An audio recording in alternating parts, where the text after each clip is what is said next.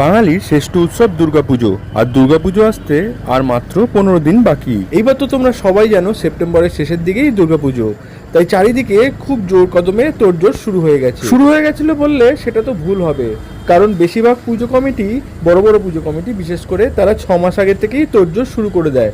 আর এখন তো কাজ প্রায় শেষের পথে। দেখো, আমি এখন শ্রীভূমির সার্ভিস রোড দিয়ে যাচ্ছি, আর এইখানে তো লাইট লাগানোর কাজ খুব জোর কদমে চলছে। শ্রীভূমিতে আসলেই তোমরা চন্দননগরের বেস্ট লাইটের কাজ এইখানে দেখতে পাবে।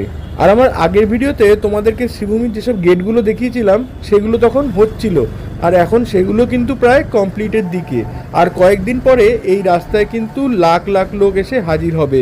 তখন একবার শ্রীভূমির প্যান্ডেলের ওই ঠাকুর দেখার জন্য তোমাদের হয়তো 5 থেকে 6 ঘন্টাও ওয়েট করতে হতে পারে।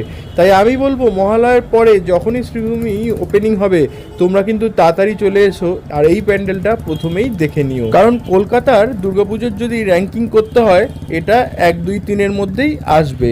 যাই হোক, তোমাদের সঙ্গে কথা বলতে বলতে আমি ক্লক টাওয়ার মানে লেক টাউন ক্লক টাওয়ারের কাছে চলে এলাম। তাহলে আজকের মতো এইটুকুই।